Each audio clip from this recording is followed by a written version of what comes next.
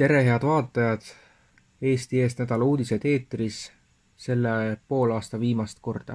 Ajal, mil üha rohkem inimesi seab kahtluse alla niinimetatud ilma muutmise ametlikku narratiivi, on USA Florida osariik nüüd esimene, kes seda tõsiselt võtab. Kuberner Ron DeSantis allkirjastas seaduse, mis keelab alates 1. juulist kogu osariigis kemikaalide tahtliku kasutamise ilma mõjutamiseks, teisisõnu geoinseneerluse. DeSantis teeb selgeks, Florida ei ole globaalsete kliimakatsete katselabor. Nädalaid tagasi teatas ta X-is, et päikesepaisteline osariik on enda arengute vastu. Uus seadus SB 56 mitte ainult ei keela kemikaalide pihustamist atmosfääri, vaid keelab ka geoinseneerluse projektide litsentside andmise. Lennujaamad on kohustatud ka igakuiselt aru andma, kas ilmastiku manipuleerimise tehnoloogiaga varustatud õhusõidukid on õhku tõusnud või maandunud. Need, kes seda ei tee, riskivad riikliku rahastamise kärpimisega.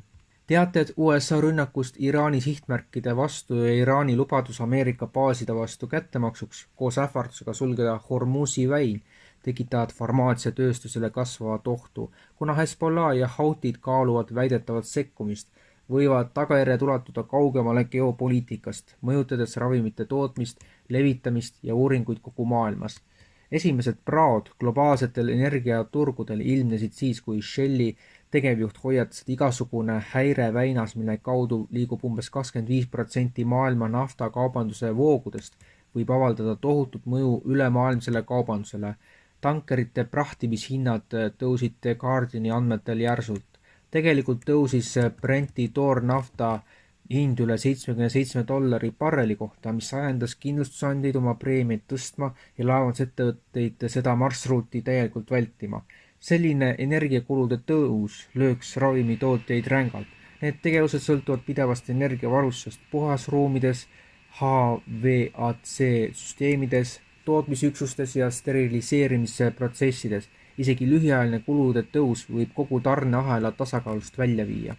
Ottawa parlamendi dokument lisab vaktsiinide kõrvaltoimete ja valitsuse ebaõnnestumiste arutelu COVID-19 pandeemia ajal uue dimensiooni. Põhjalikus küsimuses GU 2741 küsis konservatiivist parlamendi liige Kat Hay Vagantal valitsuselt, miks noortel murettekitav liigsuremus avaldati hilja ja kas andmete esitamisele avaldati poliitilist mõju.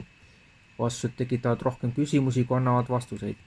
Kanada Statistikaamet möönab, et noorte seas registreeriti märkimisväärne liigsuremus juba 2022. aasta alguses. See teave avaldati aga alles kuid hiljem, ettevaatlikult ja ilma laialdase avalikustamiseta.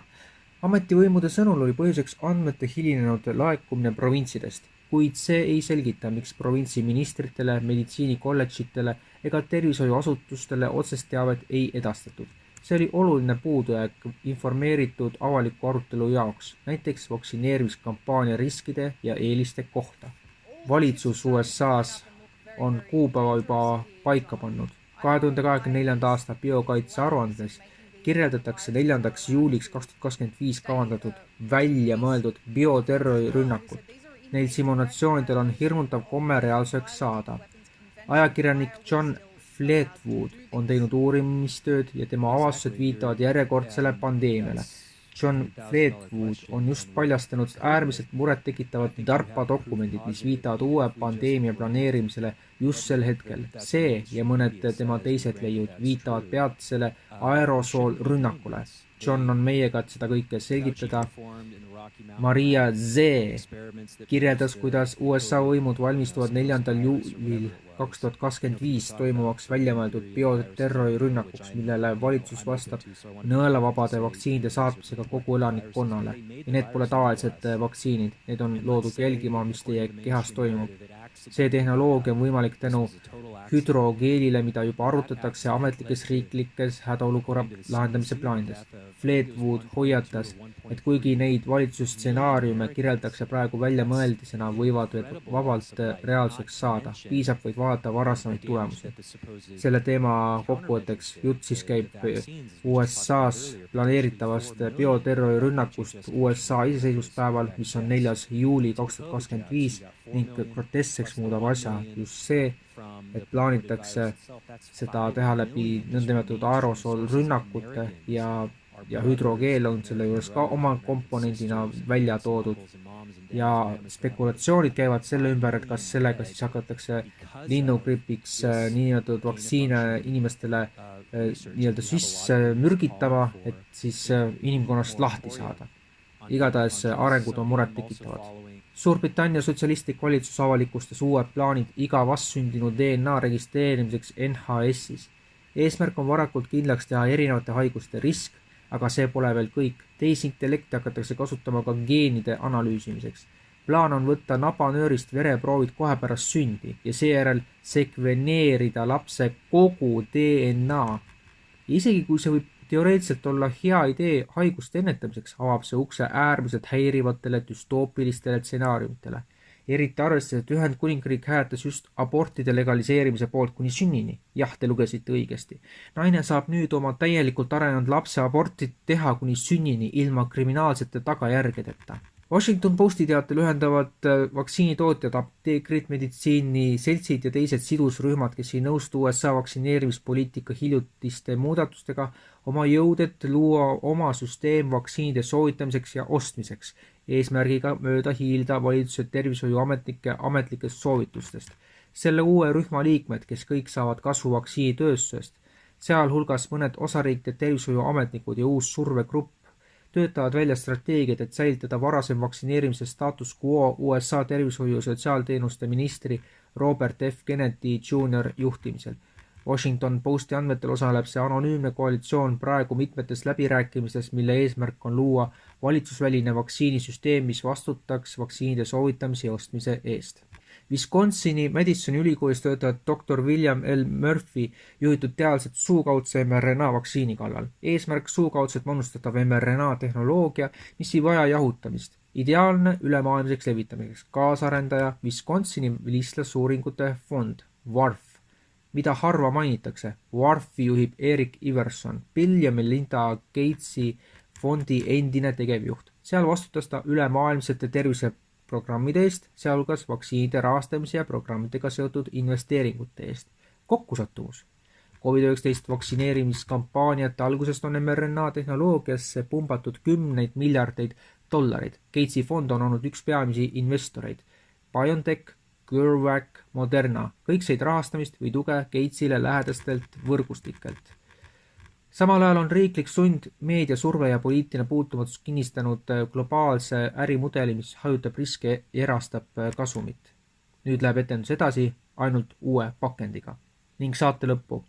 Euroopa Komisjoni president on mitme miljardi euro suuruse COVID-19 vaktsiini lepingu pärast luubi all. Financial Timesi teatel on rühm Euroopa Parlamendi liikmeid kogunud piisavalt toetused esitada Euroopa Komisjoni presidendi Ursula von der Leyeni vastu umbusaldushääletus tema koostöö puudumise tõttu uurimises, mis käsitleb mitme miljardi euro suurust tehingut, mille ta sõlmis ravimifirmaga Pfizer COVID-19 vaktsiinide osas. Mais otsustas Euroopa kohus, et Euroopa Komisjon oli alusetult keelanud New York Timesile juurdepääsu tekstsõnumitele, mida von der Leyen oli vahetanud Pfizeri tegevjuhi Albert Bourlaga. Üldkohus lükkas tagasi komisjoni väite, et tal ei ole neid sõnumeid ja palus talle esitada usutavad selgitused selle kohta, miks neid sõnumeid, millega von der Leyen oli avalikult kiidelnud, asjaomased ametnikud ei arhiveerinud. Seejärel lubas komisjon esitada sõnumite varjamise kohta üksikasjalikuma põhjenduse, kuid ei kohustunud sisu avaldama. Rumeenia parlamendiliige Geoffrey Piperea ütles FTE-le, et taotleb neljapäeval ametlikult umbusaldushääletust pärast seda, kui tema fraktsioon on kogunud vajalikult 72 allkirja. Eesti Eest portaal saab olla tsensuurivaba ja täiesti sõltumatu ainult kui toetate meid pisikese ülekandega. Toeta eestieest.com-i Mihkel Johannes Paimla EE 4077000078496547 märksõna ülekanne. Ja lisaks veel. eestieest.com ootab sisuloojaid kontaktet eestieest.com. MTÜ Konservatiivne Eesti ootab kõnesid toetustelefonile 900999, kõne hinnaks 10 eurot võitluseks e-valimiste vastu. Veebiraadio tegevus saab toetada rahalise panusega Konservatiivne mõtiskleja OÜ kontole EE 9277007710068356 50 selgitusega annetus. Kui edaspidiseks saab olema nii, et kogu saate läbivalt lähevad Eesti Eest portaali toetamise kanalid jälgimisele saate tiitrites, siis saate lõppu hakkab lisaks sellele tulema ka eestieest.com-i sisuloojate teade ja ka MTÜ Konservatiivne Eesti ja Veebiraadio annetuskanalid. Nii et selle võrra siis hakkavad lõputiitrid olema pikemad, aga sisu jääb ikkagi samaks. Ja edaspidiseks, kui tulevad uued teated, mis oluliselt mõjutavad ühel või teisel moel portaali ja siis ka muid tegevusi, siis kindlasti sellest kuulete ka meilt. Aitäh ja üsna pea loodetavasti on tulemas ka kuu ja ka lühidalt ka poolaasta uudised. Põhiaasta uudised tulevad ikka aasta lõpus, aga seniks soovin teile head juuni lõppu ja kohtumiseni juulis. Nägemist!